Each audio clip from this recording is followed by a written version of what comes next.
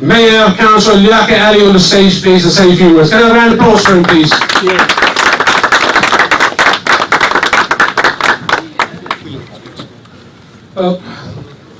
Good evening, everybody. Certainly, it's really good to have this Eid celebration here, and I really want to wish everybody a happy belated Eid Mubarak, and certainly Hajj Mubarak to those that have performed Hajj. And everybody knows Eid al-Adha is the feast of sacrifice, the big Eid. And certainly it's where, mercy, love, peace, goodness, harmony, and at this time, people visit families and friends, and Eid is a day of remembrance. Along with that, they remember the deceased by praying for their souls, the needy by extending and helping, and the grieved by sympathizing with them.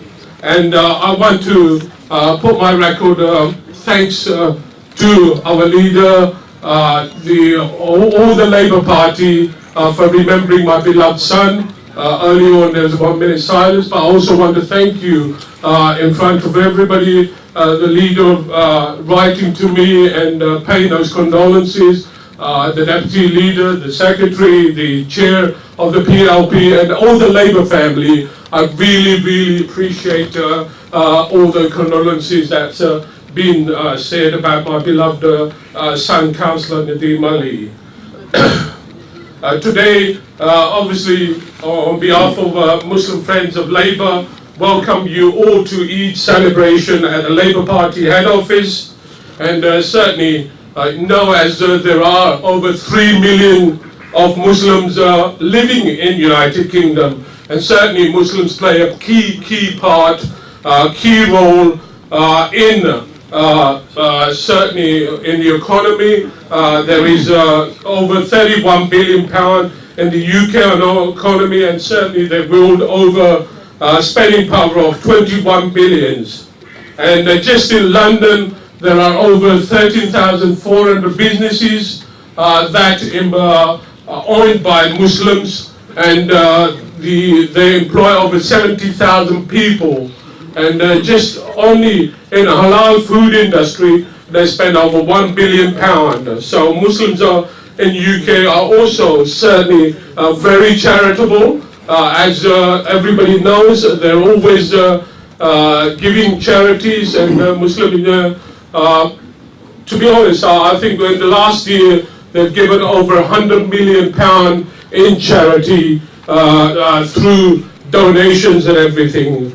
And certainly it's really good to have this event here at the Labour Party head office, and it sort of recognises the Muslim people and all, and I really want to thank you for having this event here. And certainly also making this event to welcome different faiths here, and making sure that we understand about each other. The more that we understand, the better it is. And we are certainly also really proud of the Labour track record of providing, and this is the first time really there are over 12 Muslim Member of Parliaments. First time that's happened, certainly from Labour itself, and that certainly deserves a big round of applause on that basis. We must all work hard and make sure that Jeremy, our leader, is certainly in number 10 Downing Street. Because certainly the Conservatives have got no mandate, and they haven't got anything, and you can see the shambles that they're in at the moment, and we certainly need to work hard together. We can certainly achieve great things if we work together, and certainly next elections could happen anytime soon, and the next election there will be high stakes on that basis, and Labour Party is the party that generally gives equal opportunity to all, whatever colour, creed, religion, sexual orientation, disability, age, whatever faith they are, whether there's no religion, it's always this is the party and that's why it's really important that we get Jeremy in power. And tonight we have people from all over the country, from different countries everywhere, and certainly where we got Labour presence. I can see people from Bristol, where we got a Labour mayor now from Bristol, and certainly all over. If I mention those names, we'll be here all night. And we certainly got faith leaders, community leaders, and it's really important that all of those are. And I certainly want to ask everybody here to take the messages back to their towns, their constituency, and ask everyone to back Jeremy Corbyn and make sure we're ready for government, and make sure we will start campaigning in certainly the marginal seats and support and donate whatever through donations, through making sure going out campaigning for the Labour Party, because we have to work together to get our leader elected as the next Prime Minister. Certainly Jeremy deserves that, because Labour will commit in the communities. They will work through the NHS, hospitals, schools, emergency services, and certainly invest in building homes. And we have to let us build a society for all, and also build a country for the many and not for the few. The only way we can do that is if we're all supporting certainly Jeremy and getting him in number 10. Now, I want to, because it's really important. We have to, because now is the chance for us to get Labour into the power and all. I want to wish everybody a happy and joyous Eid Mubarak to you all, and certainly if the elections are called, and we certainly, I'm sure Jeremy wouldn't mind when he becomes the Prime Minister, and when the next Eid we will have it at number 10 Downing Street. Thank you very much, Councillor Ali. NHS is terrible under Tory, and Labour Party is the party who pledges the obviously policies for the NHS. And Labour has pledged that they will put in £30 billion extra, and that will make obviously more better NHS and more doctors, more nurses. And the Labour Party has pledged another thing, that we will put in another 10,000 police officers on the streets. This is why we got a lot of hate crime, and we have a lot of Islamophobia and other bits and pieces, and anti-Semitism as well. And if we were to, only the way we can make the difference is to change the government. And we want to bring in Labour government, which we want to bring in Jeremy Corbyn into 10 Downing Street. And my message for you is, when you go back to your constituencies, you make sure you go out door knocking, and you make sure you speak about our policies to the voters, because we've got local elections coming as well. So therefore we must explain the voters, speak about policies, speak about a manifesto, and I think inshallah, hopefully, we're looking for the elections sooner, but I think Theresa May wants to carry on till 2022. Jeremy, is that right? If she, we are looking. It's not the date I'm working on. We are looking forward for early elections, and if she does call early elections, we will do everything in our power to make sure we get Jeremy in 10 Downing Street. And Jeremy, myself, I've been standing with you shoulder to shoulder. I've been all over the country campaigning, and especially on the election day, I was on that phone. And I was ringing all my networks, and I was telling them to get all the Muslim votes out, all the BME votes out, and thank God they came out in large numbers, and we had an excellent result on the election, and it was all your hard work, Jeremy. Can we have a round of applause for Jeremy, please?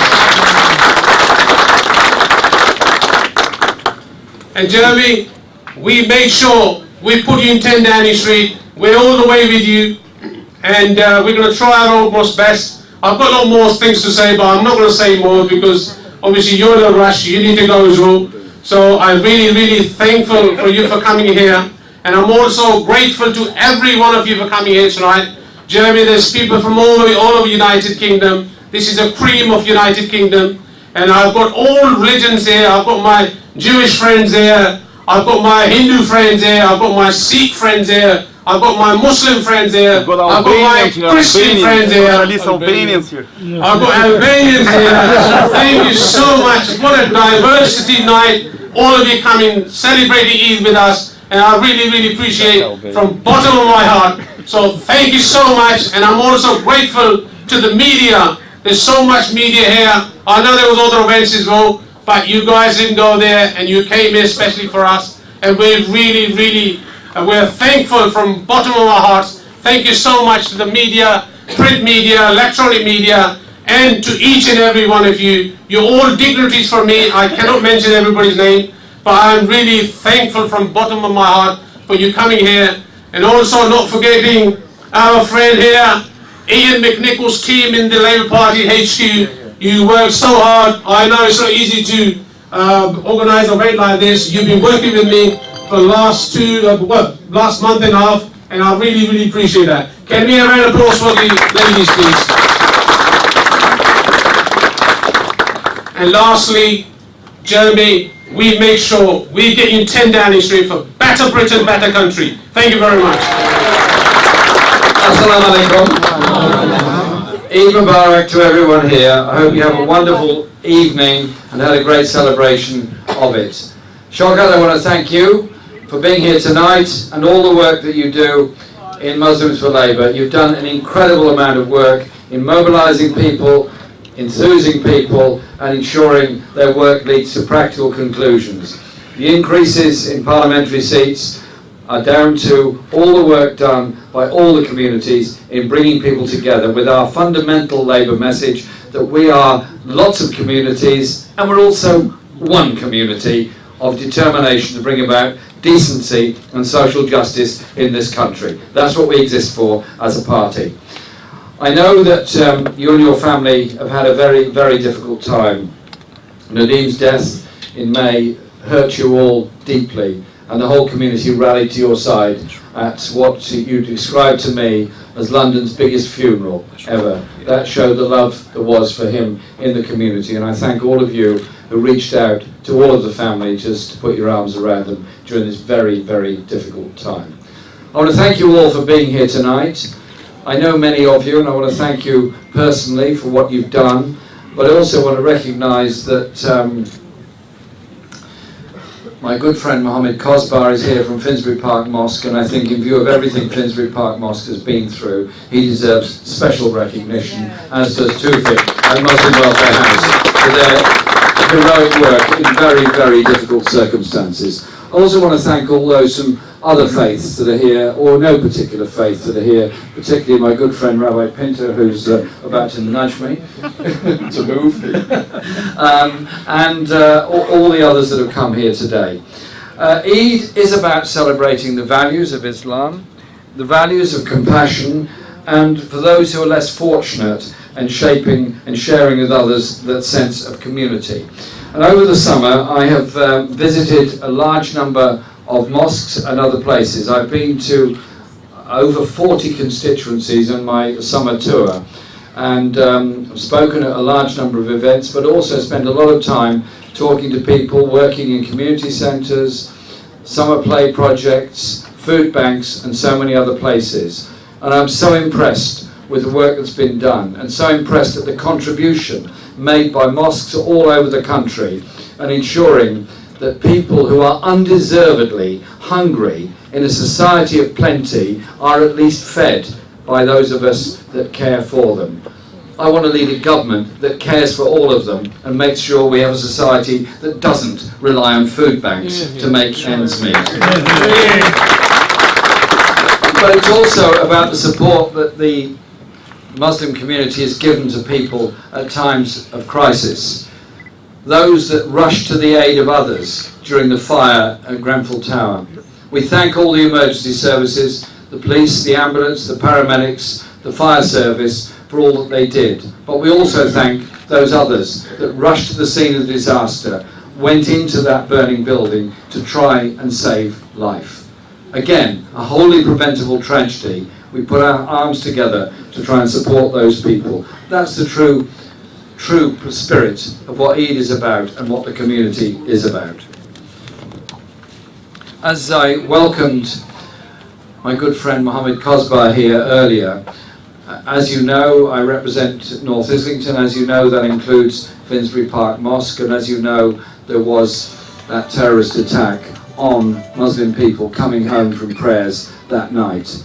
And I went down to the mosque that night, sat there with them in the mosque in the 3 o'clock in the morning. We were discussing the whole situation. And we said, there's only one answer to this. Just as we said after the atrocity in Manchester, there is only one answer to this. We come together as communities, united to support each other, to drive away anyone who would seek to drive a wedge between us. We came together as communities in Finsbury Park, and I was very proud that the following day we had what can only be called a ceremony of hope on the streets there. All the traffic was closed, and all faiths came together, and all of the community came together to support the community in its time of grief and hardship. Thank you for everything you did, and thank you for all the others that came along that day, as they did in Manchester the day after that terrible atrocity. Because that is what we're about. We are not going to allow these people to divide us. We're not going to allow We're not going to allow the racists to divide us. We're not going to allow Islamophobia to take over. We're not going to allow anti-Semitism to stalk the streets of our country. An attack on one community is an attack on all communities. But it's also a time to think of people in other parts of the world and what they're going through. Tens of thousands of Rohingya Muslims have been displaced by the violence of Rakhine State. The Rohingya people face terrible discrimination even in normal circumstances, and this isn't new. It's gone on for a very long time, but this time has left many displaced in need of shelter, food, water and medical aid. Not only must this immediate bout of violence be ended, but a lasting solution needed to ensure the Rohingya people are awarded the rights they deserve must be found quickly and peacefully. We cannot allow this to continue. And while we are all right to be outraged by the abuses that the Rohingya Muslims are facing, I ask a question of this government, of the government of the United Kingdom. That government in Myanmar gets British military aid worth hundreds of thousands of pounds. And I ask the question, in the light of these events, is that appropriate? Is that the correct thing to be doing? Shouldn't we instead be saying in no uncertain terms that we want decency and respect for the Rohingya people, we want an end to their oppression? And so our Foreign Office team and defence teams have been raising this question about why Britain is involved in this. I want a government that promotes human rights, peace and democracy around the world. We do that by promoting those things, not by turning a blind eye or sending military aid to regimes that oppress others. So let's encourage the Myanmar regime to urgently lift restrictions on the movement of Rohingya people, allow full access for all humanitarian workers and media, and review and amend the country's discriminatory citizenship law which denies Rohingya people full citizenship. I say that because I believe very strongly in it, and I say that because we have a duty to stand up for peace, justice and human rights around the world. To avoid the wars of the future, address the injustices of today. That will help to bring about peace. So I want to say to you, Shaukat, thank you very much for organising tonight's event, and thank you for all the work that you do. As I said, I've been touring all around the country this summer. In the election campaign, many people wrote us off. Many people said, you have a mountain to climb, you haven't even reached the foothills. A lot of people all around the country didn't believe what they were being told to think by a lot of the media. They went out there and campaigned for what they believed in. This wasn't a normal election campaign where we restrict ourselves to identifying supporters and asking them to vote. This was one where we went out to convince people of what we're about, all of us, how we want to change our society and make a contribution to changing the world. And we set people talking. And people talking are very powerful. People talking become stronger. People talking become very united.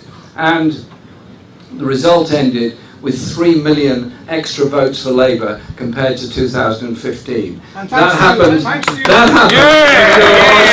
Everyone went out and campaigned for it. And I'm very proud of the campaign that we mounted and the support we got and the enthusiasm that was there amongst all communities. And I'm very proud to work with Muslims for Labour to ensure we do it all again as soon as this government decides it can no longer carry on with the work that it is failing to do at the present time. So this is a time to celebrate your community. It's a time to celebrate our shared cultural values, and it's a time for me to say thank you for all that you do for the community, in the food banks, in the refuge shelters, in the support and help you give to people at times of distress. That is the true spirit of Eid Mubarak. Eid Mubarak, everyone. Thank you.